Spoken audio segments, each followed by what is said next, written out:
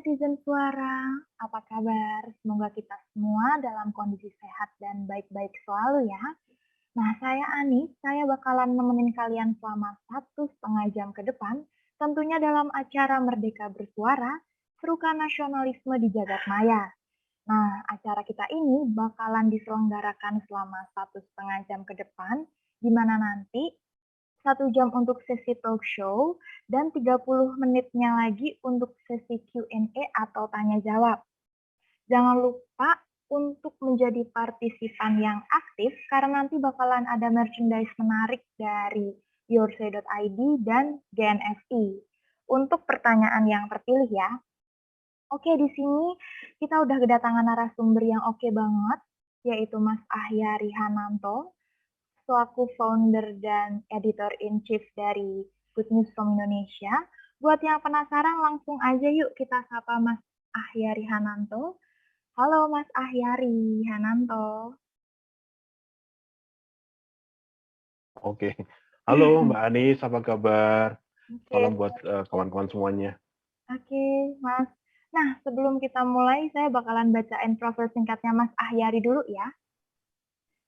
Mas Ahyari Hananto atau biasa dipanggil Mas Ari, lahir dan besar di Jogja, beliau ini adalah founder sekaligus editor-in-chief Good News from Indonesia. Nah, dari GNFI, kita di sini bakalan berdiskusi bersama untuk menanyakan apa aja sih langkah-langkah nyata yang dilakukan oleh Mas Ari di Good News from Indonesia untuk membuat masyarakat Indonesia lebih optimis dan nasionalisme. Nah, buat yang udah penasaran banget, langsung aja kita mulai yuk. Bisa langsung ke pertanyaan pertama ya, Mas Ari? Ya, silakan Mbak Anis. Oke.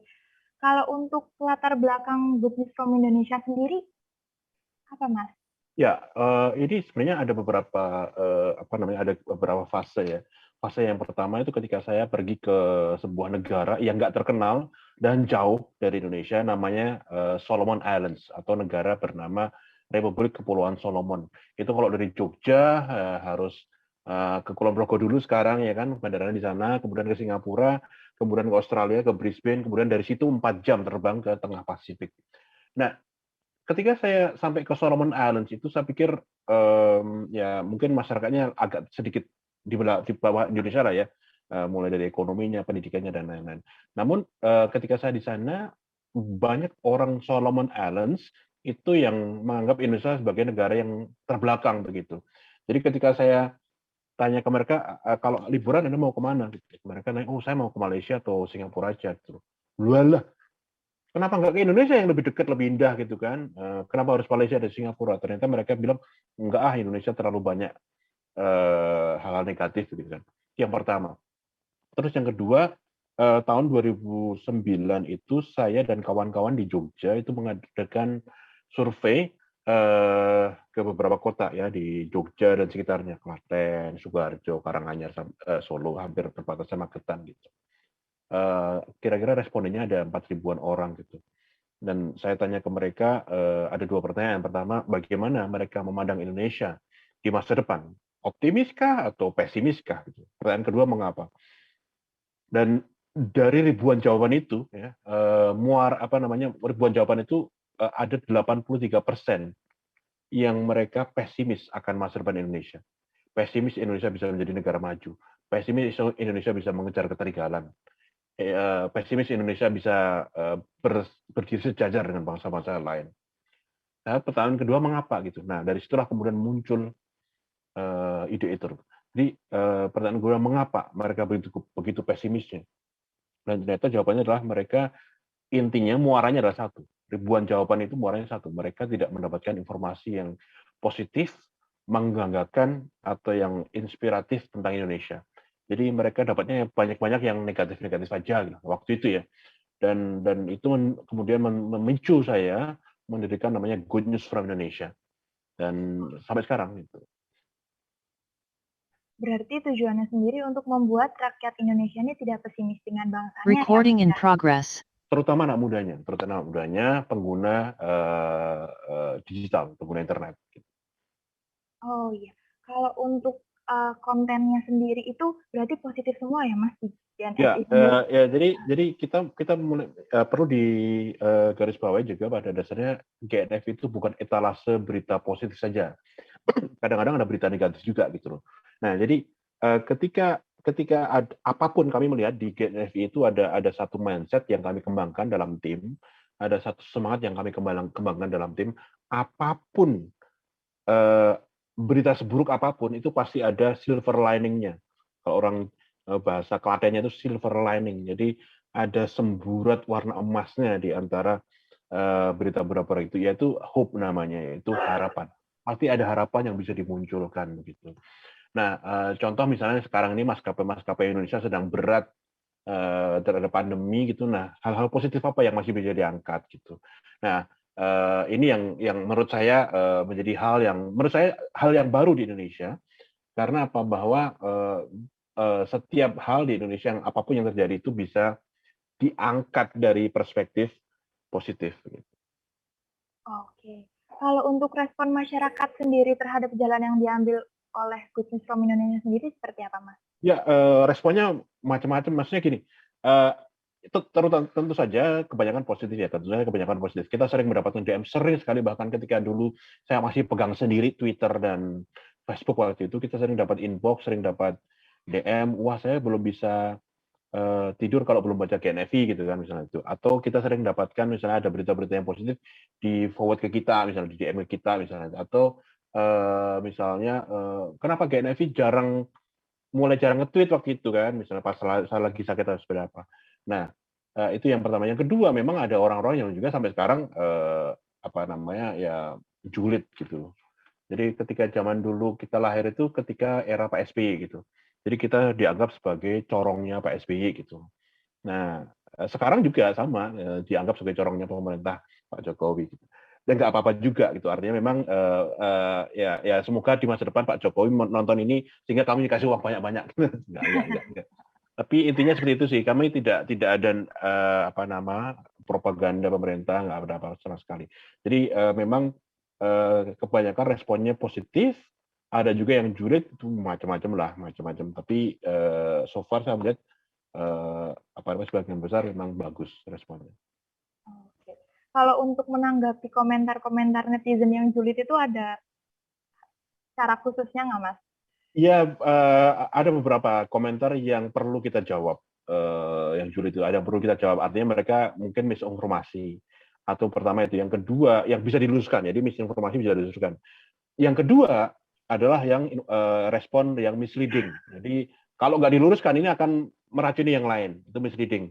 Ketiga, yang nggak perlu direspon. Itu yang kebanyakan yang seperti itu ya, respon-respon negatif itu kebanyakan yang seperti itu, yang nggak perlu direspon, yang caci maki, nggak karu-karuan, di segala macam itu nggak perlu kita respon, ya kadang-kadang kita delete saja gitu. Daripada dia dicaci maki yang lain gitu. Dan kebanyakan seperti itu. Meskipun secara umum 85%, 90% positif ya, yang 10% itu yang macam-macamnya seperti itu. Gitu. Kalau untuk masyarakat sendiri ini lebih suka berita yang seperti apa sih, Mas? Ada data Ya, statistiknya nggak? ada. Jadi dan dia berubah-ubah Mbak Anies. Jadi saat ini anak-anak muda Indonesia itu terutama sangat tertarik dengan berita-berita terkait dengan perkembangan digital di Indonesia, tentang startup, tentang unicorn, tentang teknologi baru dan segala macamnya itu selalu tinggi. Contoh misalnya ketika kita kemarin beberapa hari yang lalu itu memberitakan tentang apa namanya 2 unicorn baru di Indonesia misalnya. Itu kita beritakan. Ternyata itu responnya bagus banget.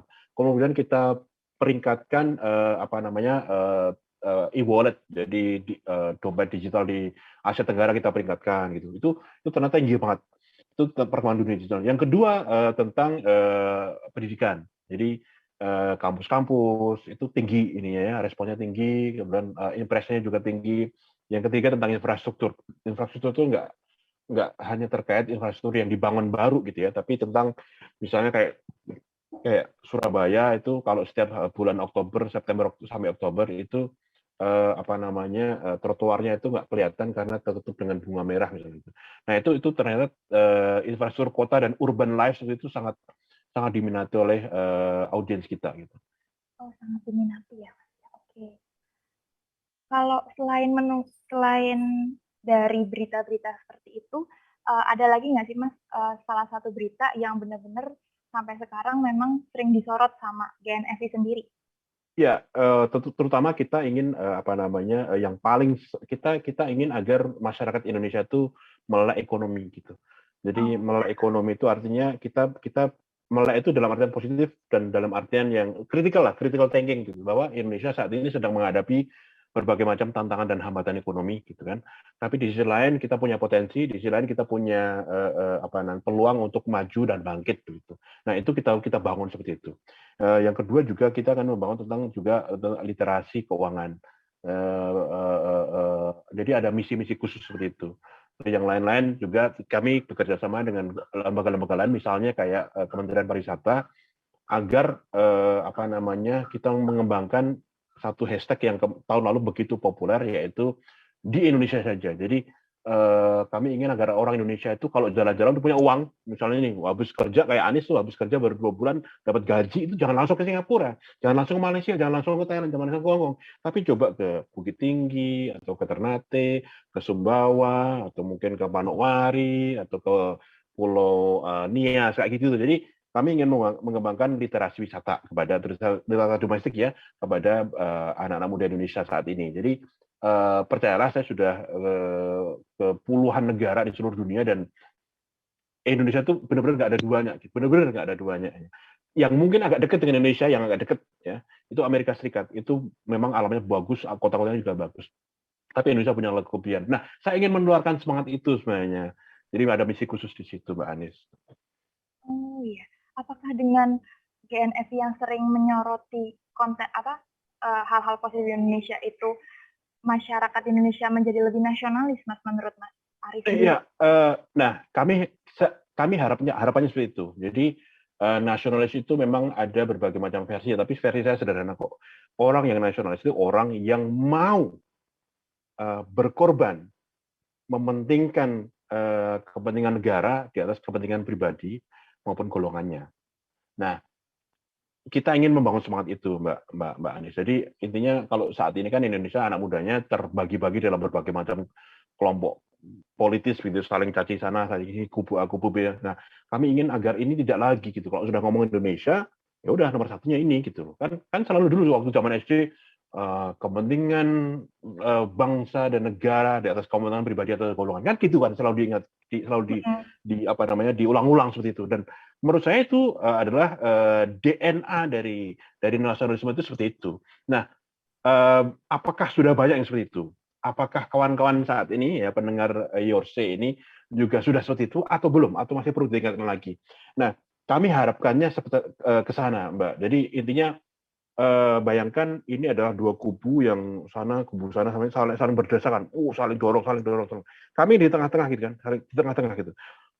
Dalam bahasa Jawanya buffer gitu kan di tengah-tengah gitu. Jadi orang mulai banyak orang yang berada di tengah, orang banyak di tengah, banyak di tengah yang Mas, ke-mute. Ah.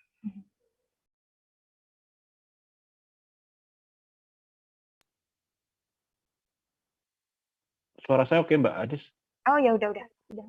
Oke, tadi ada telepon masuk nih Pak. Oh, Nah, oke. itu ya. Jadi kalau sebagai buffer kita membangun satu tempat di tengah-tengah, tepat di tengah-tengah, tidak ke kanan, tidak ke kiri. Yang kanan bagus kita ambil, yang kiri bagus kita ambil, yang kanan jelek kita buang, yang kanan jelek kita buang. Nah, tengah-tengah inilah kita mau bangun banyak-banyak. Saya rasa makin ke sini makin orang makin sadar ke sana dan GNFI menjadi salah satu menurut saya salah satu pemicu timbulnya gerakan tengah itu. Oke. Kalau untuk selain mengunggah berita positif, ada aksi nyata nggak Mas yang dilakukan GNFI terkait Ya, ya, membangkitkan ini ya nasionalis? kita beberapa kali ya mungkin tidak secara khusus membangkitkan nasionalisme gitu ya, tapi misalnya kayak kita juga membantu kota-kota di daerah-daerah ya, terutama di Indonesia Timur, terutama itu untuk membangun branding daerahnya secara gratis ya. Jadi misalnya kalau kita ke Tabanan misalnya gitu, atau misalnya ke Majene, atau misalnya ke Kendari gitu. Mereka mungkin belum begitu mempunyai banyak exposure di secara nasional gitu. Nah, kita bantu mereka, kita angkat berita-berita tentang mereka, bikin konten-konten terkait mereka, kita angkat secara nasional gitu. Pertama itu. Kemudian kami juga membantu apa namanya bekerjasama dengan apa namanya beberapa pihak swasta maupun pemerintah bekerja sama untuk membantu sekolah-sekolah yang membutuhkan. Dengan cara apa? Jadi sekolah-sekolah itu kita kita verifikasi, kita cari gitulah kira-kira sederhananya. Untuk bikin konten terkait dengan Indonesia. Jadi dengan handphone kecil biasa, pinjam sama gurunya boleh dan segala macamnya, kita angkat secara nasional. Nah, juga kita membantu misalnya digitalisasi UMKM UMKM yang selama ini mereka hanya berbisnis secara konvensional. Ya. Kita mulai digitalisasi mereka mulai dari packagingnya, mulai dari penjualannya dan segala macamnya. Yang terakhir kami bekerjasama dengan pemerintah Provinsi Jawa Timur untuk bagaimana mengupshop atau membantu terutama anak-anak yang SMK ya terutama yang baru lulus dari sekolah belum mampu masuk ke kuliah, belum mendapatkan pekerjaan. Nah, kita bantu mereka mendapatkan pekerjaan dengan mengenalkan mereka magang di perusahaan-perusahaan besar di Jawa Timur. Itu salah satunya. Nah, jong dulu banyak. Jadi kita keliling juga di seluruh Indonesia, kampus-kampus seluruh Indonesia untuk mengajak mereka menggunakan sosial media secara baik gitu. Jadi kita ajarkan mereka bikin konten yang bagus, teknik-teknik taktik sosial media dan segala macamnya. Kami juga bekerja sama dengan 54 radio di seluruh Indonesia, di Jogja dengan Suara Gama ya, untuk sama-sama sharing konten positif gitu. Oh, kalau untuk yang membantu daerah-daerah terpencil itu ada tantangannya sendiri nggak, Mas, dulu, Mas? Ya, tantangannya tentu saja memang kesananya yang agak mungkin menantang begitu karena tentu saja ini karena kita ke timur, makin ke timur itu makin mahal tiketnya, makin mahal akomodasinya begitu. Jadi dan kita kan kalau mau branding kan nggak cukup sehari dua kali ya, bisa berminggu-minggu di sana. Nah, tim ke sana itu kan eh, perlu biaya khusus. Nah, ini kadang-kadang yang memberatkan kita juga. Teman, alhamdulillah kita beberapa kali bekerja sama dengan perusahaan-perusahaan swasta maupun pemerintah BUMN untuk menggunakan hal tersebut. Dan saat ini kayak misalnya saat ini kita sedang mengangkat tentang eh, para pendekar COVID di seluruh Indonesia. Jadi bukan nakes, bukan pengemudi ambulan apa segala macam, tapi orang-orang yang bertahan di tengah COVID di tengah gempuran COVID dan mereka mampu membantu orang lain untuk juga bertahan di atas gempuran COVID. Nah, ini kita angkat untuk menjadi apa? Menjadi inspirasi bagi orang-orang lain di seluruh Indonesia yang saat ini berjuta, mungkin puluhan juta yang terdampak gitu secara ekonomi. Oh iya, kalau sedang pandemi seperti ini ada kesulitan nggak sih, Mas, mencari berita positifnya?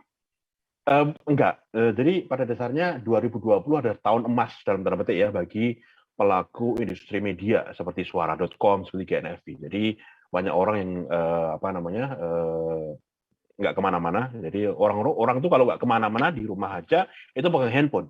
Jadi pegang handphone, bukan nonton TV tapi pegang handphone. Dan ketika mereka pegang handphone, mereka punya banyak waktu untuk mengakses berita-berita dari GNFI, dari suara.com dan lain-lain. Pertama itu.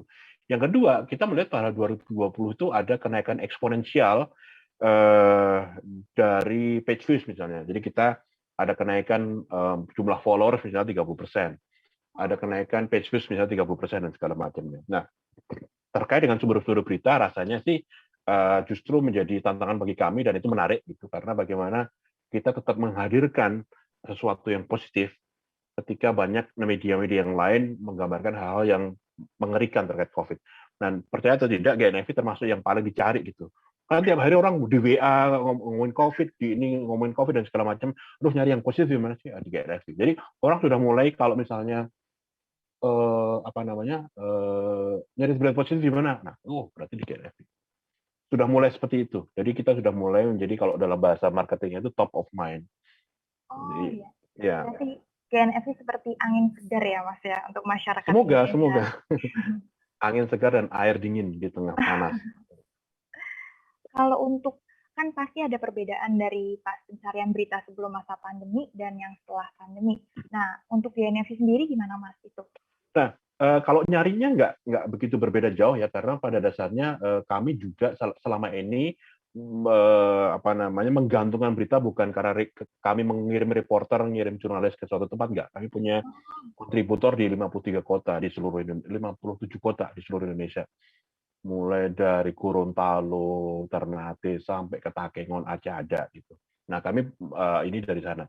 Dan kami juga kalau di dunia media itu kita juga sharing konten dengan para pelaku media dari media-media lain, dengan suara juga kita kontak-kontakan dengan Tirto, dengan Kumparan dan segala macamnya itu. Nah, yang membedakan adalah apa namanya formatnya.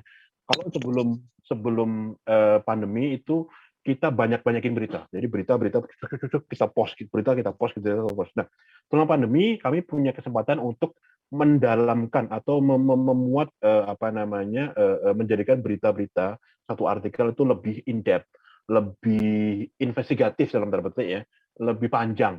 Jadi lebih mencerdaskan. Jadi orang setelah baca itu bukan oke, tapi iya ya, aku baru tahu nih gitu kan. Jadi lebih tahu. Jadi kami juga punya misi selama pandemi ini menjadi media yang menjadi tempat para mahasiswa belajar, tempat para pelajar-pelajar untuk belajar mendapatkan hal yang baru, juga para guru-guru. Jadi kalau Anies ingat 2020 tuh kita bikin begitu banyak konten visual yang bisa di-download secara gratis oleh siapapun dan diajarkan. Kalau dulu kan ngajarnya 2020 masih lewat Zoom atau lewat apa gitu. Nah, diajarkan kepada murid-murid bisa secara gratis kepada mereka.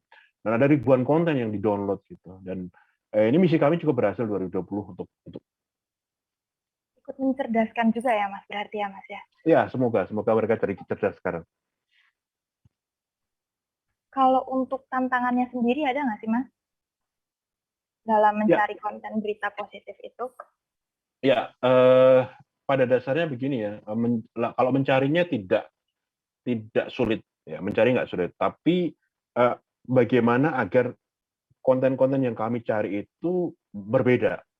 Satu, berbeda dengan konten-konten yang pernah kita sampaikan, pernah kita posting, kita bikin. Kedua, berbeda dengan konten-konten dari media-media lain. Lah makin ke sini kan makin makin kompetitif tuh. Ya media lain sudah posting kita dulu. Jadi kami makin ke sini makin merasa bahwa kalau mau GNFV mau survive, maka kami harus menjadi yang tercepat, menjadi yang paling cepat menyampaikan gitu ya. Kemudian jadi membuat kontennya berbeda atau kemudian dengan visual yang berbeda dan segala macam. Jadi kami selalu mengeksplorasi hal-hal baru seperti itu, Mbak Anis. Oh ya, kalau untuk Mas Ahyar sendiri, keunggulan bangsa Indonesia menurut Mas Ahyar ini apa sih Mas? Ya, ada banyak banget. Tapi saya fokus di dua saja. Jadi dalam dunia kompetisi itu ada dua yang perlu kita unggulkan. Yang pertama adalah competitive advantage, yaitu keunggulan kompetitif. Yang kedua adalah comparative advantage atau keunggulan komparatif.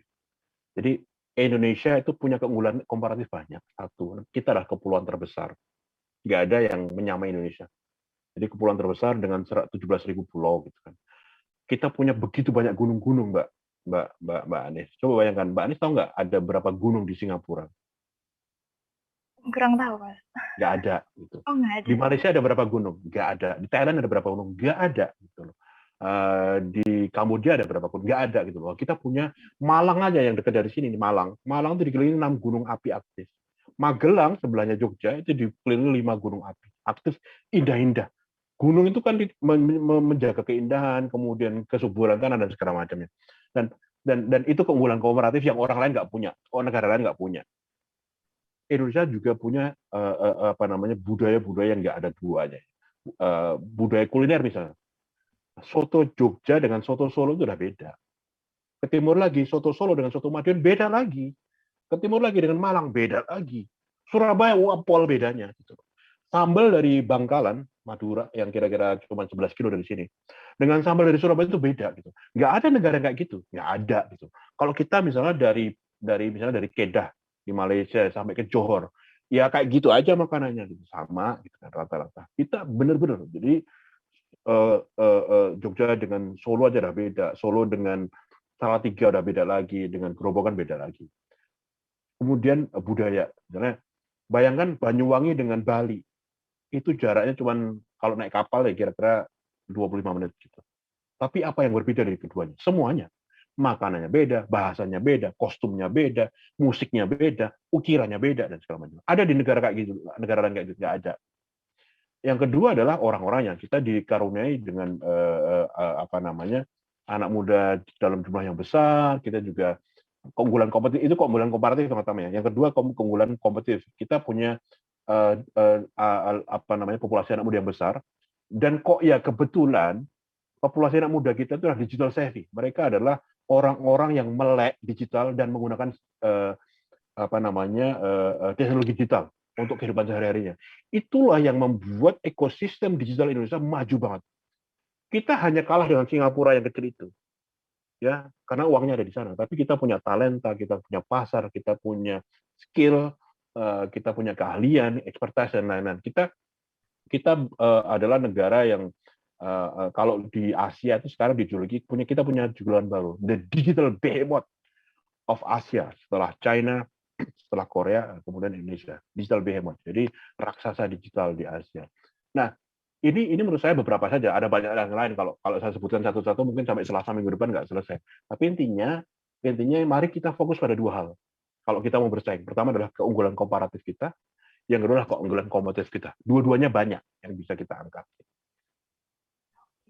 Kalau boleh tahu, apa sih Mas yang membuat Mas Ari ini sangat cinta tanah air? Nah, ini pertanyaan bagus, pertanyaan bagus. Begini, saya itu hidup di sebuah desa di Pakem, Sleman. Dari kecil sampai besar di sana, sampai kuliah. Dan desa saya itu termasuk yang terbelakang, miskin gitu. Desa yang desa-desa sekitarnya itu subur, tanahnya bagus, airnya banyak gitu.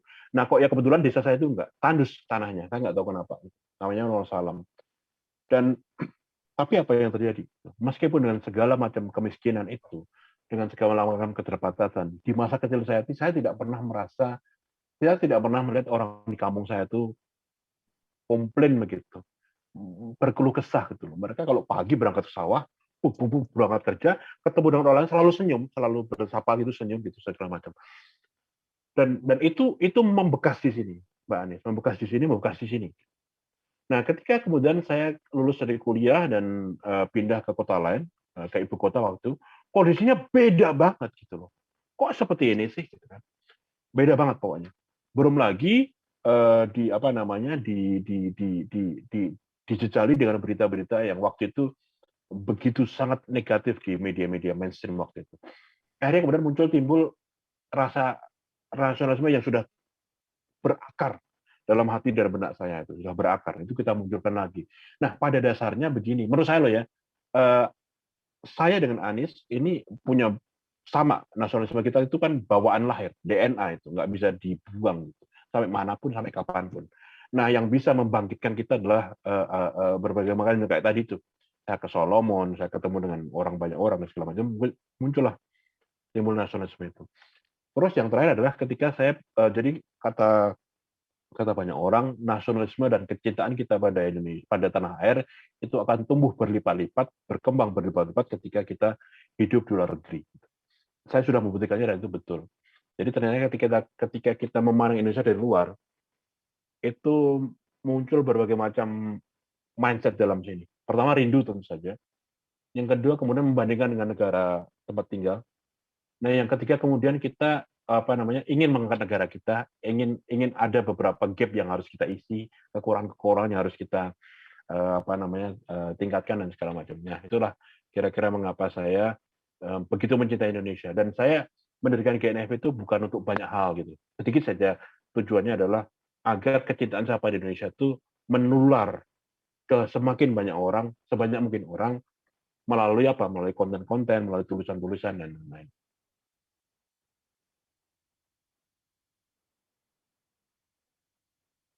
Kalau boleh tahu, dulu berapa lama Mas tinggal di luar negerinya?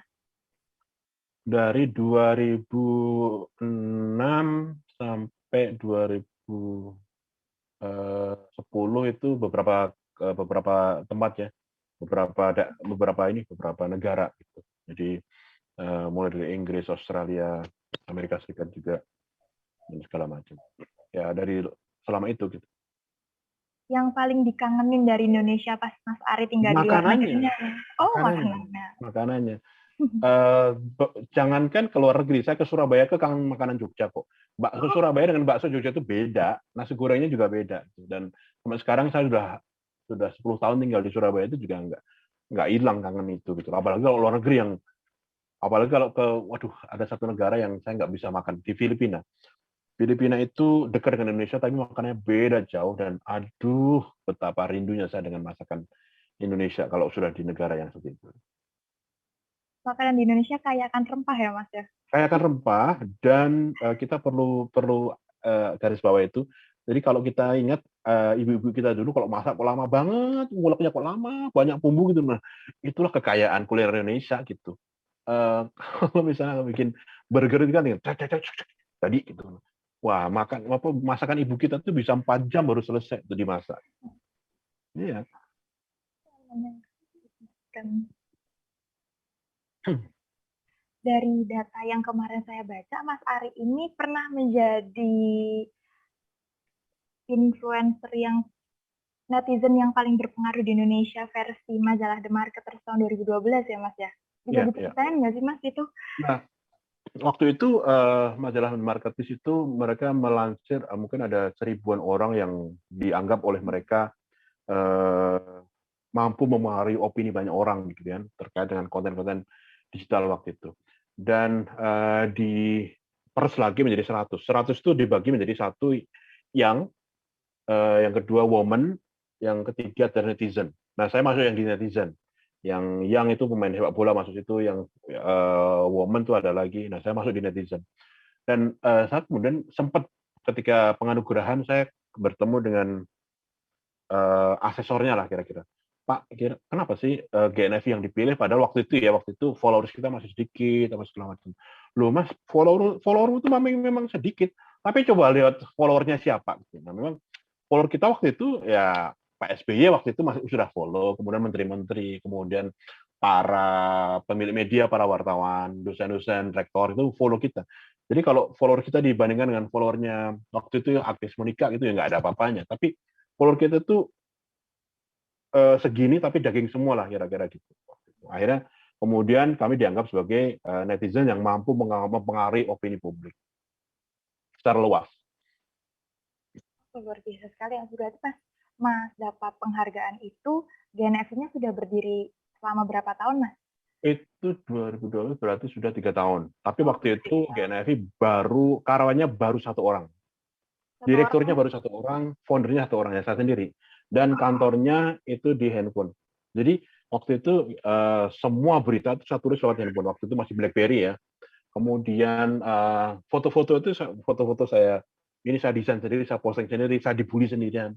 Nah gitu-gitu, membalas CM sendiri, membalas inbox sendiri gitu.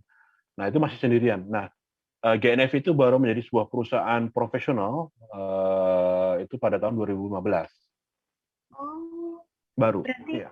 berarti cukup lama juga ya Mas, Mas Ari berjuang sendiri gitu istilahnya ya? Sendirian sendirian. Jadi sendirian ketika saya diundang ke Amerika. Oh, Jadi diundang ke Amerika tahun 2000, saya lupa tahun berapa ya. Tapi waktu itu saya diundang oleh Pak Dino Patijalal untuk ngisi materi sedikit gitu kan pada para tamu gitu. Saya pikir tamunya mahasiswa Indonesia di Amerika Serikat gitu. Ternyata enggak, tamunya tuh Bu Sri Mulyani ada di situ. Terus kemudian ada wah ya orang-orang besar lah gitu. Nah, dan kalau saya mau copot gitu. Tapi apa namanya? Saya kemudian tanya ke Pak Dino Patijalal waktu itu beliau ada dubes Indonesia di Amerika Serikat. Saya tanya, Pak, kenapa saya Pak bukan yang lain-lain gitu. I'm nothing, I'm no one gitu. Loh, Anda itu ini ya spiritnya yang mau kita ini kan, value-nya yang mau kita coba angkat. Gitu. Nah, itu masih sendirian juga gitu. Nah, baru kemudian saya mendapatkan beasiswa S2 tahun 2014 dan salah satu proyeknya adalah membangun bisnis baru. Akhirnya GNFI saya jadikan sebagai usaha yang namanya social entrepreneurship, jadi kewirausahaan sosial. Jadi usaha tanpa mengejar profit gitu kan. Nah, kemudian kita hire tim dan sampai sekarang kita punya 41 total ada 41 karyawan di seluruh Indonesia. kalau untuk yang pas Mas Ari sendiri itu berjuang sendiri itu ada tantangannya nggak sih Mas? Dari nyari Tantangannya berita sendiri. nyari berita sendiri, posting sendiri, dibully sendiri. Karena waktu itu kita sudah mulai aktif juga kegiatan-kegiatan offline nih. Kami apa namanya ada namanya kalau di radio itu ada namanya ya wawancara-wawancara di radio radionya bukannya Jogja di Surabaya, enggak, radionya sampai ke eh, Pariaman gitu kan, terus eh, ke ya Allah namanya tuh, Balaraja ya, di sana di Kalimantan, di Sumatera Selatan, kota-kota kecil gitu. Dan waktu itu salah satu tantangannya adalah tiketnya mahal. Jadi bayangkan kalau saya ke Balaraja itu, bukan Balaraja, pokoknya apa Raja gitu. Dan saya tuh turun di Palembang itu harus 7 jam tuh naik mobil tuh, 7 jam sana, interview radio itu. Waktu itu belum ada, belum musim tuh eh, telepon gitu kan. Kemudian ngajar di kampus lokal gitu. Nah, akhirnya kan kemudian waduh, berat sekali, berat di ongkos, berat fisiknya dan segala macamnya, dan banyak pekerjaan lain yang terbengkalai gitu kan. Nah, akhirnya itulah kemudian muncul ide membangun sebuah perusahaan profesional. Kalau apa sih yang membuat Mas Ari sendiri yakin kalau GNFI ini bisa berkembang? Saya tidak yakin, mungkin waktu itu keyakinan saya bukan GNFI akan berkembang dan membesar, tapi akan bertahan ya. Tapi menjadi besar tidak. Dan ternyata dugaan saya salah, GNFI sekarang jauh lebih besar dibanding ketika saya pegang sendiri dulu gitu. Nah, saya berhutang budi pada tim saya, terutama tim yang membesarkan GNFI dari sisi operasional. Jadi kami saat ini mempunyai berbagai macam partner, mulai dari partner nasional, lokal, sampai internasional juga ada. Dan mereka itulah yang kemudian eh, menjadi urat nadi dari operasional kita. Jadi apa namanya, usaha-usaha kita untuk terus mengabarkan yang apa namanya, yang terbaik. Nah, pada dasarnya GNF itu ada dua misi besar saat ini, Mbak Anies. Pertama adalah kita tetap impactful ya, kita tetap membangun optimisme, kita tetap dipercaya masyarakat sebagai perusahaan media yang netral, tidak masuk ke ranah politik, impactful, bermanfaat, berpengaruh gitu. Tapi di sisi yang lain kami juga sustainable secara finansial, secara operasional. Kalau untuk Mas Ari sendiri dan GNFI, seberapa penting sih Mas isu nasionalisme ini untuk Ya, Mas Ari? nah itu pada dasarnya saat ini adalah saat yang amat sangat penting, isu nasionalisme itu. Sekali lagi, bagi saya nasionalisme itu pada dasarnya adalah bagaimana me- me- me- me- mengangkat apa namanya ya, bahwa kita kita menganggap bahwa bangsa dan negara Indonesia itu di atas kepentingan pribadi atau golongan. Nah, saat ini kan ada segregasi, ada golongan-golongan gitu. Jadi muncul karena ya event-event politik gitu kan. Nah, ketika itu membahayakan, karena apa? Karena itu menjadi dalam berbagai sisi itu membahayakan. Contohnya misalnya ketika saya misalnya pengikut dari kelompok A, satu kelompok B gitu kan. Apapun yang dikatakan oleh pemimpinnya, junjungannya kelompok B itu, wah salah semua. Salah itu. Mau benar atau salah, salah gitu. Begitupun yang sini. Apapun yang dikatakan oleh junjungan saya, benar atau salah, bagus atau tidak, oh pasti benar, pasti bagus. Ini berbahaya sekali kondisi postur seperti ini, dan itu hanya bisa diatasi jika kita bersatu, jika kita apa namanya, melelehkan kepentingan golongan dan pribadi kita, dan mengunggulkan itu kepentingan bangsa dan negara. Ini yang belum ada. Dan menurut saya nasionalisme itu dari sisi itu yang bisa kita angkat, yang bisa kita ini kan, bahwa ayolah, politik-politik biarlah politik tetap jalan, tapi jangan sampai apa memisahkan kita gitu. Dulu kita nggak seperti ini kok gitu, kok sekarang jadi seperti ini gitu. Oh iya, kalau sekarang ini kan ada banyak sekali ya Mas kritik masyarakat terhadap pemerintah, terhadap negara ini. Dan masyarakat sendiri juga sekarang sudah memiliki trust issue sendiri. Nah, gimana sih Mas Ya, caranya GNFI untuk mengembalikan optimisme masyarakat Indonesia ini? ya, ya, ya. Pada dasarnya begini. Pada dasarnya saya harus garis bawahi juga bahwa apa namanya, di dalam sebuah negara dimanapun, entah itu lagi demokrasi atau bukan demokrasi, masukan kritik itu diperlukan, sangat penting. bayangkan kita sedang membangun rumah ya, bangun rumah, jeret, bangun, bangun, bangun, bangun. Kalau ada misalnya hal yang kurang, oh ini semennya campurannya kurang banyak. Oh ini ada lubang yang kalau ini bisa berbahaya. Oh ini gentengnya bocor. Nih kalau seperti itu ya harus dibilangin gitu. Kenapa? Agar rumahnya ketika udah jadi nanti nggak ambruk gitu loh. Jangan kalau ada kekurangan-kekurangan, wah ini bagus, bagus, bagus, bagus, bagus, ambruk juga. Nah kita tidak mau seperti itu Indonesia. Dan rasanya apa namanya kondisi itu ada, maksudnya ada masukan, ada kritik itu oke. Nah, bagaimana peran GNFI di situ? Nah, GNFI pada dasarnya sedang juga sedang berperan untuk membangun kritik itu melalui hal yang lebih tidak frontal gitu ya. Kayak kemarin kita dalam isu misalnya mural gitu ya. Kita tidak menyatakan bahwa penghapusan mural itu salah atau benar, tidak. Gitu kan. Tapi kita mengangkat bahwa mural itu ternyata sudah ada sejak zaman sebelum kemerdekaan. Itu adalah salah satu apa namanya kanal untuk menyampaikan aspirasi anak-anak muda waktu itu, para pejuang lewat mural-mural gitu kan. Nah, kayak gitu-gitu pada dasarnya kalau kalau yang suka ngapus mural itu kalau baca itu, keras juga itu, kerasa itu. Meskipun GNFI tidak secara langsung nyerang siapapun gitu, enggak. Kemudian juga kami juga membangun critical thinking. Jadi kenapa ada kritik itu pasti ada sebab akibat gitu. Apa saja gini-gini. Nah, itu kita sampaikan. Karena sekali lagi kami tepat berdiri tengah-tengah, Mbak Anies. Jadi mau pembacanya itu politiknya apa, milih siapa, itu nggak ngurus. Mereka paham kita berada di tengah. Nah, ini yang coba kita terus mainkan peran di situ agar juga kita tidak terbawa arus politik, tidak terbawa arus menolak atau mendukung gitu kan. Dan ini kita masih mencari komposisi yang tepat juga bagaimana agar ini bisa tetap menjadi berjalan, tidak ada orang yang kemudian merasa wah ini sudah main politik nih kayaknya. Kalau untuk sekarang kan globalisasinya makin maju ya Mas ya. Ya. Tentunya rasa nasionalisme di generasi muda ini surut gitu. Nah, ada cara-cara khusus nggak sih Mas untuk mengakali hal tersebut? Nah, ini penting juga. Pada dasarnya kita belum pernah punya survei atau studi yang menyatakan bahwa rasa nasionalisme anak muda kita surut gitu. Mungkin kita asumsi kita seperti itu. Saya juga berasumsi itu, tapi studinya belum ada gitu. Nah, bisa jadi salah, bisa jadi benar juga. Tapi let's say apa namanya benar terjadi gitu. Nah, apa yang bisa kita lakukan pada dasarnya? Nah, teknologi ini bisa menjadi salah satu tools yang bagus. Jadi salah satu yang membuat nasionalismenya pelan-pelan luntur adalah ketika kita tidak lagi apa namanya eh, eh, eh, tidak lagi menunjukkan jati diri kita sebagai bangsa Indonesia gitu.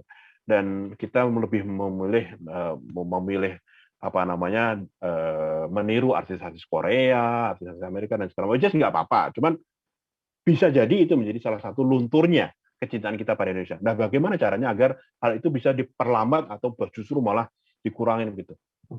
Nah, kalau kita ingat, sejak 5 tahun terakhir, mungkin sudah 6 tahun, 7 tahun terakhir ya, bagaimana kalau saya berkeliling ke Indonesia itu begitu banyak artis-artis Indonesia lokal yang kemudian dia membawa identitas lokalnya, bahasa lokalnya, musik lokalnya untuk ditampilkan dan mereka mendapatkan respon yang begitu baik di masyarakat. Bayangkan betapa hebatnya pengaruh almarhum Didi Kempot misalnya gitu dengan bahasa Jawanya gitu. Dulu nggak seperti itu. Yang namanya musik populer sih ya musik dari Jakarta gitu. Sheila on Seven, Peter Pan, musik apa namanya berbahasa Indonesia modern begitu kan. Nah sekarang enggak gitu. Kalau kita ke Bali musik lokal itu apa namanya punya pasar besar. Kita ke Makassar bahasa Bugis, musik Bugis itu dan kita juga konten-konten lokal itu nggak sampai ke sini memang itu kalau kita ke Papua, ke Manowari, ke Jayapura itu konten-konten lokalnya juga bagus-bagus dengan bahasa lokalnya, dengan kearifan lokalnya dan mereka bagus. Ini bisa diangkat gitu. Nah, ini justru menurut saya menjadi fenomena menarik. Kenapa? Karena yang namanya Indonesia itu bukan lagi sentral Jakarta. Indonesia itu bukan lagi dengan hanya bahasa Indonesia saja bukan dengan baju modern khas Jawa atau ibu kota enggak, tapi juga dengan identitas lokal itu yang sekarang mulai mendapatkan tempat, mulai mendapatkan pasar dan mereka mendapatkan keuntungan finansial dari itu. Ini menarik sekali. Artinya teknologi ternyata bisa membawa kita untuk menunjukkan jati diri kita sebagai tidak hanya orang Indonesia, tapi juga orang Jawa, orang Bali, orang Salsa, orang Sumbawa, orang Maluku, dan segala macam. Dan ini sedang menemukan momentumnya. Rasanya kita bisa melihat bahwa 5 tahun lagi, 5 tahun, 6 tahun lagi, kita akan melihat sebuah Indonesia yang berbeda. Gitu. Nasionalisme itu kan tidak bisa kita ukur ya. Tapi kalau kecintaan kita pada Indonesia mungkin itu lebih tangible. Bagaimana kita membeli produk-produk dalam negeri, brand-brand dalam negeri, mencintai konten-konten dalam negeri, musik dalam negeri, dan segala macamnya. Itu bisa lebih terukur. Berarti sebenarnya banyak banget ya Mas caranya memupuk rasa nasionalisme ini ya Mas? Ya, banyak banget. Termasuk salah satunya misalnya pakai bangga berbahasa Indonesia, bangga memakai produk-produk Indonesia, itu juga bisa memupuk nasionalisme kita. Oke. Mas, ini kan bulan Agustus, bulan kemerdekaan. Nah, gimana sih Mas caranya menjaga konsistensi nasionalisme di luar bulan kemerdekaan? Kalau biasanya bulan Agustus lagi anget-angetnya kan. Nah, itu gimana biar rasa anget-angetnya tuh tetap stay gitu di luar bulan ini? Nah, mungkin kalau hype-nya beda ya, tapi apa namanya, kecintaan kita pada Indonesia kan, kalau dulu ada yang bilang bahwa Indonesia anak mudanya harus ikut wajib militer nih biar mereka cinta pada Indonesia. Waduh, kok repot amat gitu. Loh, kita itu jalan-jalan ke gunung, jalan-jalan ke danau, jalan-jalan ke pantai di Indonesia, itu cinta kita pada Indonesia bertambah. Kecintaan kita pada Indonesia bertambah. Nasionalisme kita bertambah. Pertama itu. Kedua, yang membuat nasionalisme kita tetap terjaga adalah prestasi, prestasi bangsa. Contoh misalnya ini kita kan sedang masuk Paralympics nih. Setelah Olimpik kemarin dapat emas, kita sekarang Paralimpik. Nah, ini prestasi-prestasi seperti itu juga bisa menyatukan orang Indonesia, bisa menambah kecintaan kita pada Indonesia. Juga prestasi lain, misalnya nih, kita bisa membangun, nanti ada kita, Indonesia bikin pesawat tempur nasional. Kita sedang bekerja sama dengan Korea Selatan. Mungkin dalam 2-3 tahun lagi sudah terbang perdana misalnya gitu. Terbang perdana dibawa ke Indonesia. Itu kan sebenarnya prestasi juga gitu. Nah, itu menurut saya. Jadi memang perlu ada dua sisi. Yang pertama, kita kembangkan dari tubuh dari dalam kita sendiri, ya, kecintaan kita, nasionalisme kita. Yang kedua, pengaruh dari luar, yaitu prestasi atlet kita, prestasi mahasiswa kita misalnya gitu, prestasi ekonomi kita misalnya, dan segala macam. Dan itu yang akan membuat kita tetap anget sepanjang tahun gitu. Meskipun hype-nya beda, karena balap karung kan Agustusan aja, balap karung Desember, nanti siapa yang nonton? Karena udah banyak banget yang nanya, kita langsung aja ke sesi tanya jawab ya Mas. Boleh. Ini dulu pertanyaannya.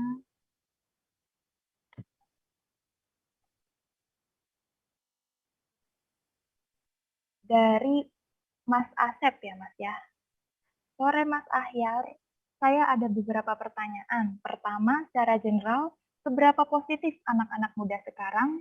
Kedua, dari level komunitas, perubahan sosial seperti apa yang diharapkan dengan hadirnya Good Newsroom Indonesia? Bagus, pertanyaannya bagus banget. Ini tolong dimenangkan.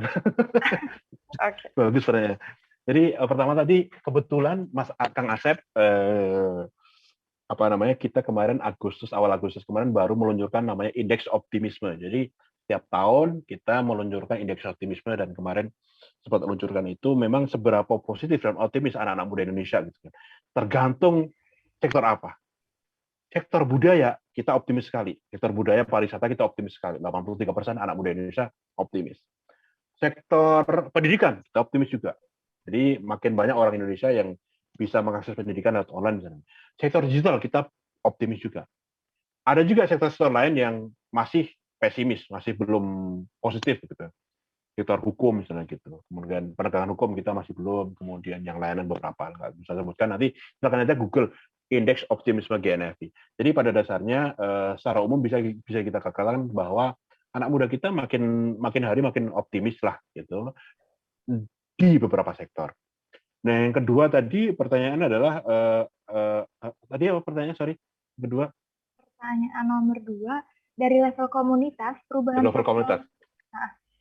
Nah, tahun 2020 itu Kang Asep ada Oxford University itu meluncurkan namanya Legatum Prosperity Index 2020.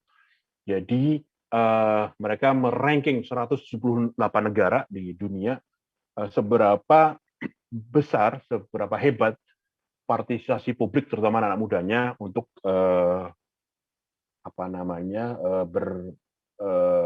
berkarya bagi komunitasnya, bagi lingkungannya gitu. Dan ternyata tahu nggak bahwa Indonesia adalah ranking 5 anak muda yang anak mudanya paling aktif di partisipasi publik. Jadi kalau misalnya dalam tanda petik misalnya contoh kecilnya aja anak muda Indonesia kalau disuruh kerja bakti itu semangat gitu. Atau sesuatu yang dia bekerja civil participation. Jadi dia bekerja untuk komunitasnya, untuk lingkungannya, untuk masyarakat sekitarnya tanpa pamrih. Itu kita nomor 5 di dunia. Kemudian kita adalah juara 1 dunia, adalah negara nomor 1 di peringkat 1 di dunia yang anak mudanya paling aktif melakukan hal-hal kerelawanan. Jadi mereka rela melakukan banyak hal, melakukan satu hal tanpa dikasih reward, tanpa pamrih lah kira-kira gitu. Jadi anak muda Indonesia itu lapar, haus, tapi tetap mau jadi relawan. Nah, itu anak muda Indonesia. Nah, menurut Charity Aid Foundation 2020, Indonesia adalah peringkat 1 yang orang-orangnya paling dermawan di seluruh dunia. Jadi partisipasi sosial, kemudian social cohesion, itu kita juara 1. Pokoknya 5 besar begitu kan di seluruh dunia. Jadi beberapa sisi tadi. Dan itu menurut saya yang kami terus angkat, kami ingin terus kembangkan social cohesion atau cohesion itu kohesi sosial. Jadi itu makin lengkap lagi, menghilangkan sekat-sekat dan segala macamnya itu yang terus kita angkat dan rasanya melambat laun kita mulai mendapatkan hasil lah, hasil yang positif.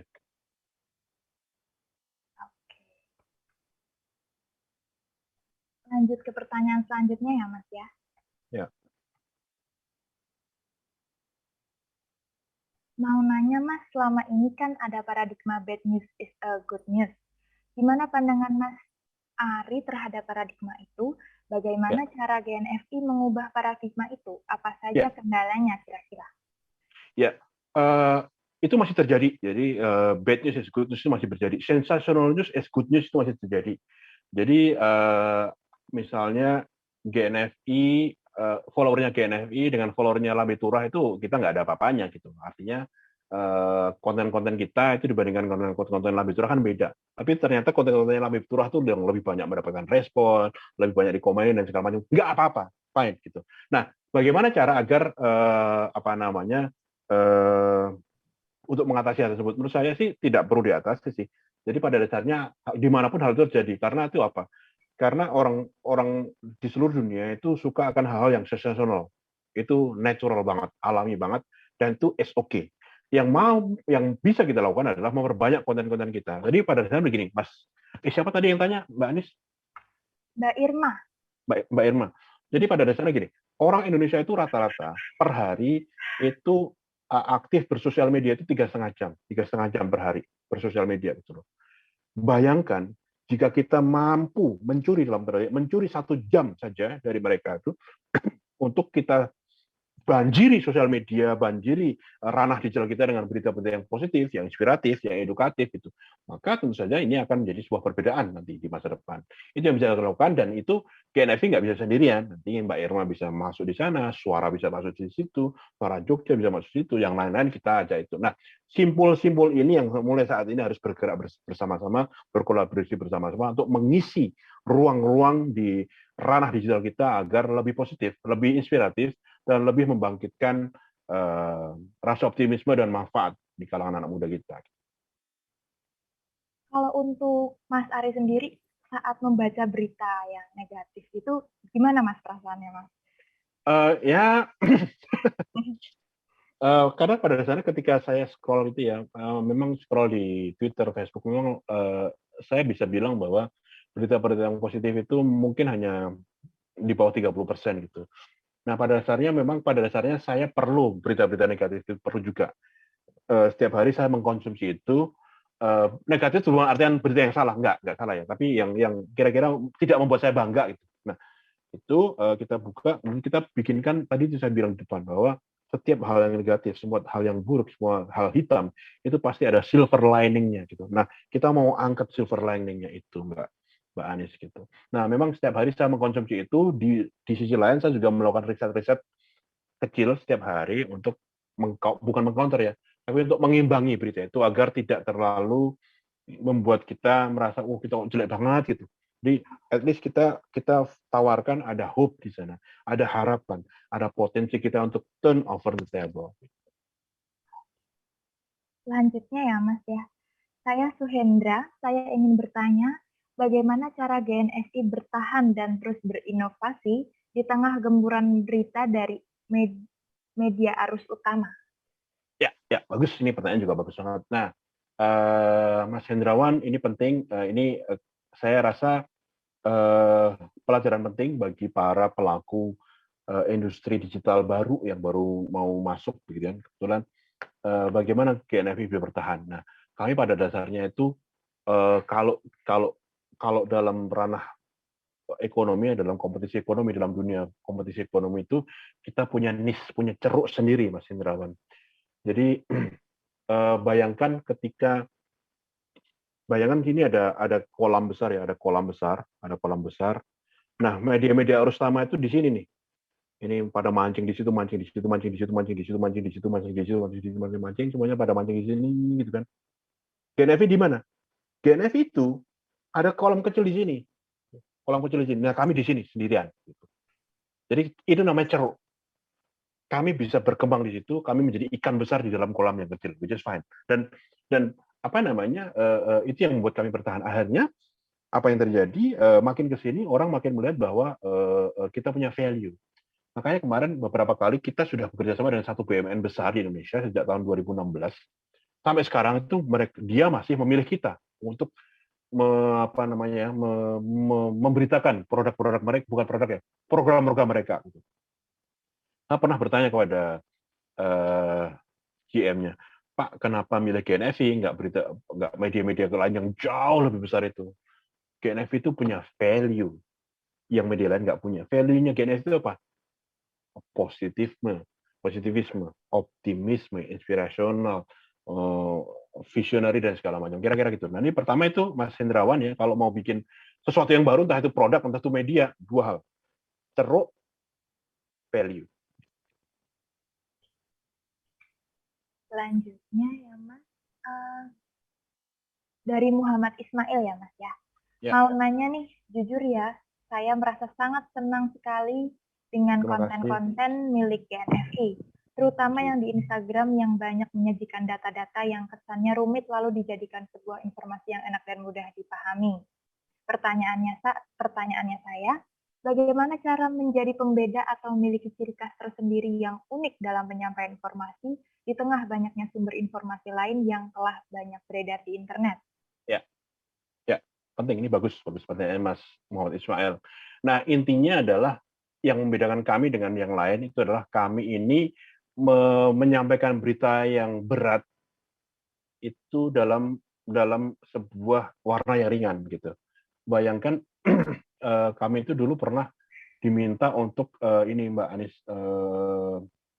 ada buku dari Bappenas yang rumit, datanya banyak sekali di situ, datanya banyak sekali di situ, dan kami harus menyampaikannya secara publik, secara luas dengan data, dengan pembawaan yang ringan.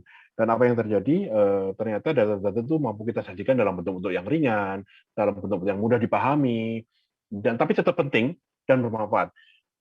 Banyak konten-konten kita di Instagram maupun di Facebook maupun tempat mana yang di-download oleh para guru, para pengajar, para dosen untuk menjadi bahan-bahan kuliah mereka. Itu adalah mereka, saya pernah tanya ke beberapa dari mereka, kenapa nggak dari sumbernya langsung, misalkan lebih lengkap. Oh enggak, mahasiswa saya nggak paham kayak gitu-gitu. Dari sini aja thread, taruh di bahan pengajaran saya dan itu disampaikan dengan mudah. Nah, GNF itu pembedanya di situ, Mas Ismail.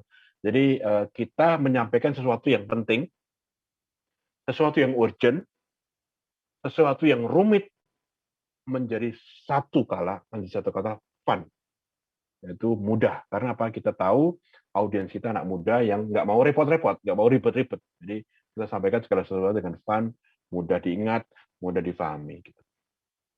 Kalau untuk pembacanya sendiri berarti targetnya memang untuk anak muda ya, Mas, ya?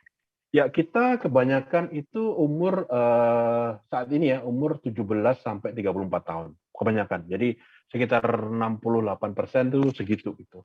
Sisanya memang beragam.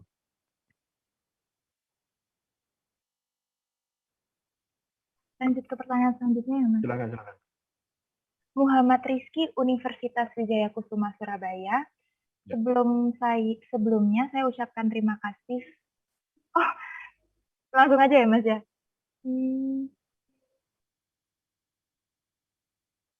Menurut Bapak, bagaimana sih langkah-langkah yang harus dilakukan oleh kita sebagai generasi milenial dan Gen Z untuk menyebarkan nilai positif dan semangat literasi kepada masyarakat sekitar agar lebih mencintai negaranya sendiri, karena di saat ini banyak mereka yang sering membanding-bandingkan Indonesia dengan negara lain, serta mungkin sedikit dapat menyatukan pemikiran bangsa yang terpecah belah. Terima kasih. Ya. Nah, pada dasarnya ini begini ya, eh, membandingkan dengan negara lain atau benchmark dengan negara lain itu nggak ada salahnya. Jadi, dan itu penting justru menurut saya, karena contoh misalnya kita kemarin apa namanya, karena dari situlah kita mampu melihat diri kita sendiri, kita apa yang masih kurang, apalagi yang perlu ditambah, apa saja yang kita sudah bagus, apalagi yang perlu ditingkatkan. Nah, kita hanya bisa melakukan itu jika kita membenchmark dengan negara-negara lain. Contoh adalah misalnya begini, ketika misalnya kita kemarin Olimpiade dapat 1 emas gitu, total ada 5 medali kita dapat gitu. Wah, kita bangga banget, senang. Ya, saya juga bangga banget gitu. Tapi jika dibandingkan dengan negara yang lebih kecil misalnya kayak Taiwan misalnya, atau dengan Australia yang penduduknya 20 juta, kita masih kalah jauh gitu. Nah, itu penting seperti itu agar kita bisa apa? Bisa tahu, wah kita harus ngejar ke sana, kita harus ngejar ini dan segala macamnya itu. Nah, apa yang bisa kita lakukan sebagai generasi milenial dan generasi Gen Z? Nah, pada dasarnya saat ini yang paling bisa kita lakukan adalah tetap menjaga yang urgent sekali adalah kita tetap menjaga persatuan, kita tetap menjaga apa namanya kecintaan kita pada Indonesia dan tidak lagi membangun sekat-sekat gitu. Kita menjadi salah satu agen anak muda yang tidak lagi membangun sekat-sekat apapun itu terkait dengan apapun ya, terutama sekat-sekat politik itu kita tidak lakukan. Dan apapun konten yang bisa kita lakukan, yang kita sampaikan kepada publik yang terkait dengan itu akan menjadi sebuah konten yang bagus.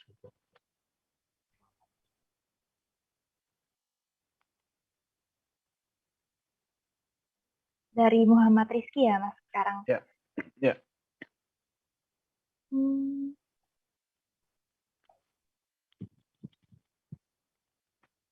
Bagaimana menurut Bapak dalam era revolusi industri 5.0 membangkitkan UMKM terlebih di mana masa pandemi ini untuk tetap survive? Sedangkan yang kita tahu beberapa waktu terakhir ada brand supermarket yang sudah menasional yang harus gulung tikar. Ya. Ini pertanyaan menarik juga. Nah, kita baru masuk industri 4.0 ya, 5.0 mungkin sekitar 2035 nanti. Jadi 4.0 itu di Indonesia juga belum banyak yang istilahnya masuk secara total gitu kan. 4.0 kan padahal otomasi dan digitalisasi begitu. Nah, bagaimana caranya UMKM ini bisa bertahan dan justru naik gitu. Nah, menurut saya ini masanya ya. Tahun-tahun sebelumnya, dekade yang lalu, 5 tahun lalu, 10 tahun lalu, itu nggak seperti ini. Tapi inilah masanya. Apa artinya? Saya di sebelah rumah saya itu ada online shop. Saya juga punya teman di ujung Sumeneb di Madura sana yang punya online shop dalam industri baju fashion gitu. Dan mereka dalam 1 bulan itu bisa bisa beromset hampir ratusan juta gitu loh.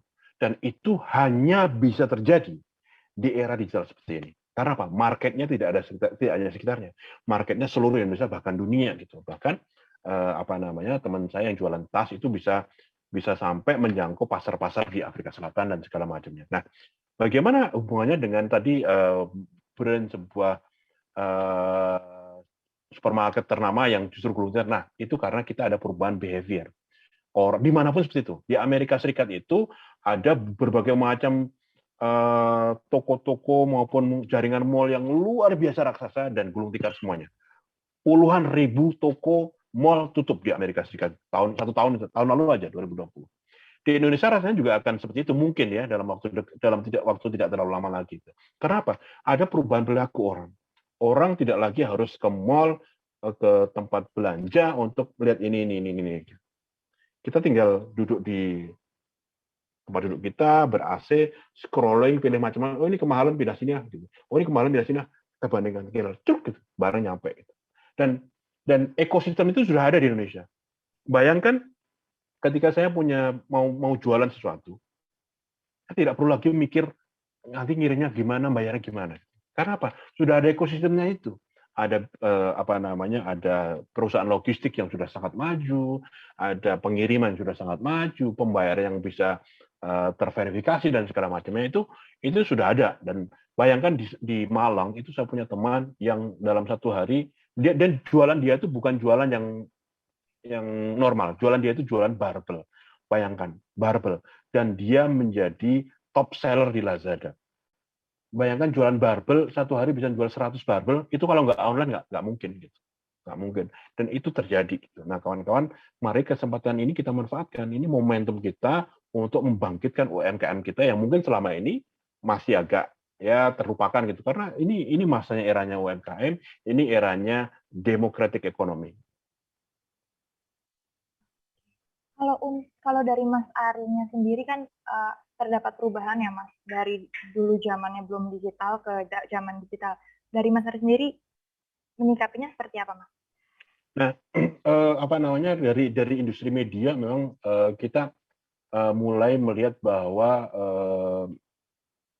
ada perkembangan yang menarik begitu ya dari industri digital. Jadi bayangkan kalau dari sisi konten dulu hanya orang-orang tertentu saja yang bisa bikin berita dan mempengaruhi orang.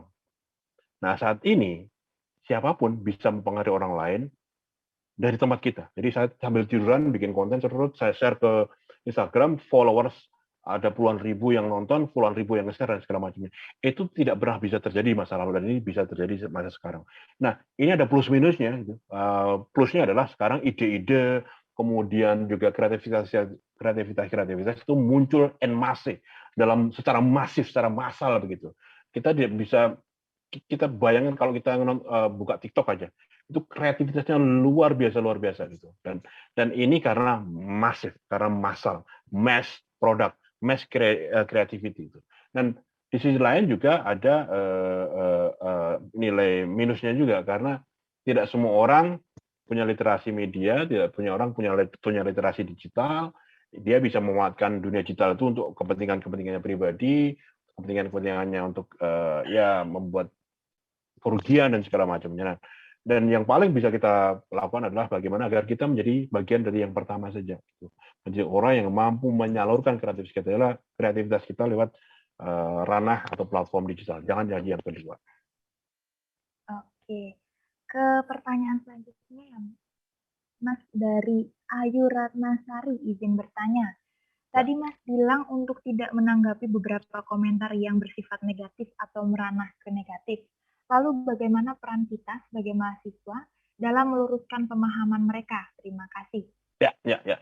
Nah, pada dasarnya begini ya, sebelum kita meluruskan pemahaman mereka, yang menurut saya ada yang lebih penting lagi. Jadi apa? Kita membangun jaringan. Jadi kita tidak bisa berharap, kita tidak bisa mengubah semua orang menjadi baik. Di dalam sebuah negara apapun, di negara manapun, negara maju apapun sekalipun ya, kayak Singapura itu kan negara maju. Orang-orang yang julid kayak itu banyak banget juga. Gitu. Tapi kenapa Singapura bisa begitu majunya secara civil society-nya gitu? Karena mereka berhasil membangun jaringan. Simpul-simpul para pemain itu membangun sebuah net, membangun sebuah jaring yang akan memfilter apapun yang lewat itu agar yang dampak-dampak buruknya tidak terlalu signifikan berpengaruh begitu. Nah, ini di Indonesia PR pertamanya itu. Jadi membangun jaringan misalnya dengan Mbak siapa tadi pertanyaannya? Tadi Mbak Ratnasari. Mbak Ratnasari gitu. Berjejaring dengan Mbak Anies, berjejaring dengan saya, berjejaring dengan yang lain-lain untuk terus mengembangkan ini lagi konten positifme, hal-hal yang positif dan segala macam itu. Jaring. Jadi nanti akan membentuk satu jaringan khusus dan ketika jaringan itu makin berkembang, maka orang-orang yang seperti ini itu nanti dia akan punya waktu. Dia akan di masa depan dia akan punya satu kesempatan untuk meluruskan pemikiran sendiri gitu. Selama ini kami beberapa kali juga berusaha untuk meluruskan pemahaman mereka. Yang kita dapatkan adalah satu, waktu kita terbuang, kedua orangnya makin julid. Ya, jadi menurut saya lebih penting lagi agar kita berjaring dulu, membangun apa yang kita bisa, yang kayak gitu nanti kita kasih kesempatan di masa depan dia akan menyadari apa yang dia kurang.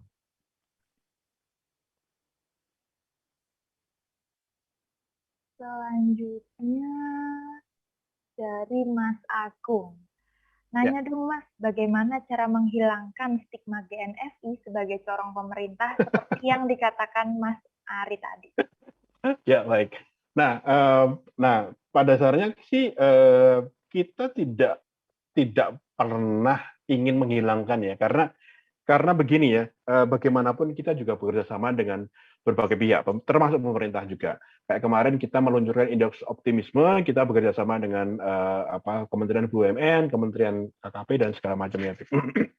Tapi yang perlu kita sadari bahwa kami tidak pernah menjadi kanal berita pemerintah. Misalnya pemerintah bikin press release terus tayang kita, itu nggak pernah seperti itu gitu. Yang kita lakukan, misalnya kita dapat press release dari kementerian apa, dari mungkin BUMN apa, kita olah di sini, kita sandingkan dengan data-data pembanding, kemudian juga 5W1H kita tampilkan di sana, baru kita posting. Nah, rasanya seperti itu. Nah, kalau sudah seperti itu dan masih juga disebut sebagai corong pemerintah, nggak apa-apa juga gitu. Nggak apa-apa juga, karena masih sekarang juga seperti itu. Artinya ke depan pun ketika nanti pemerintahan berganti, kami juga sudah mengantisipasi, kami akan mendapatkan eh, apa namanya eh, stigma serupa gitu.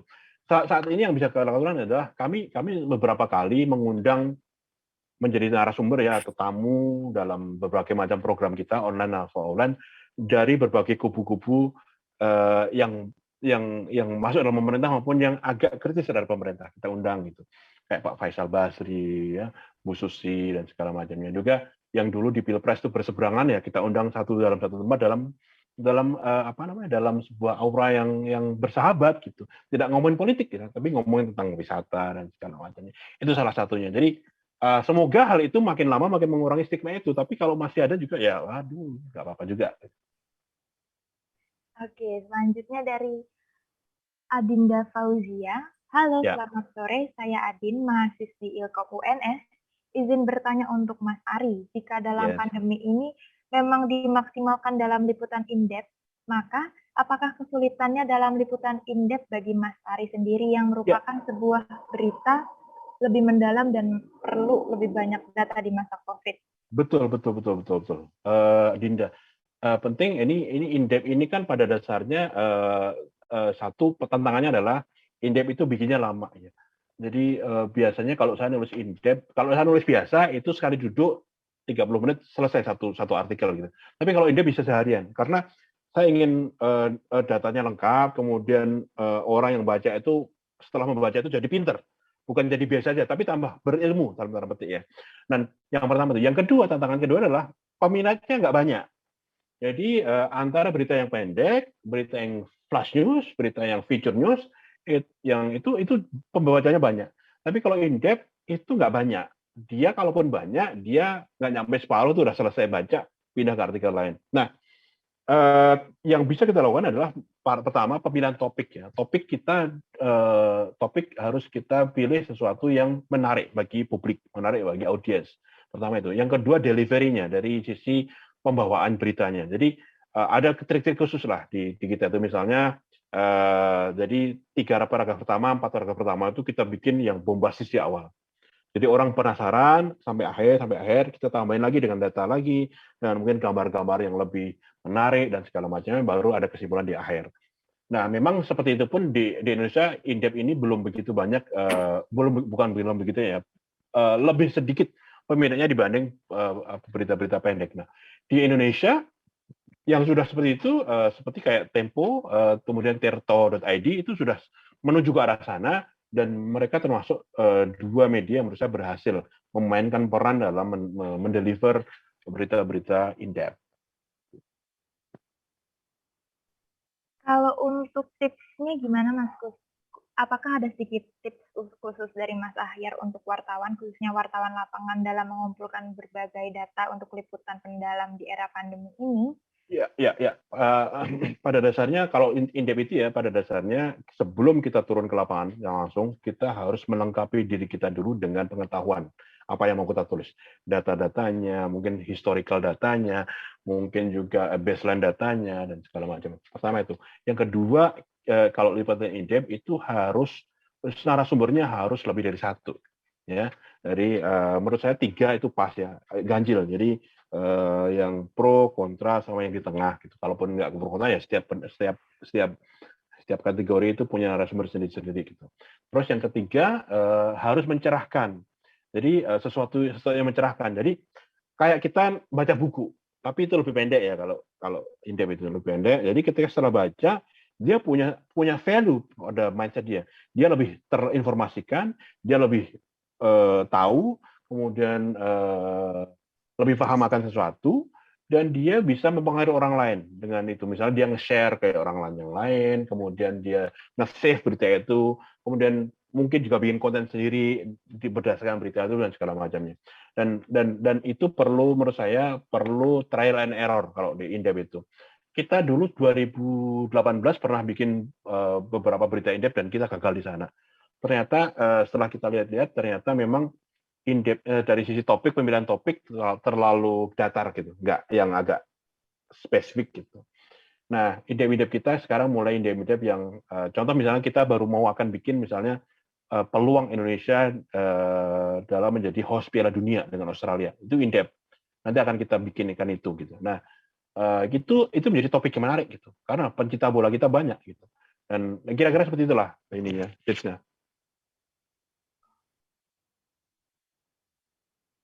Kalau untuk apakah bisa Indonesia tetap melestarikan budaya tradisi dengan terjadinya digitalisasi dalam seluruh aspek kehidupan?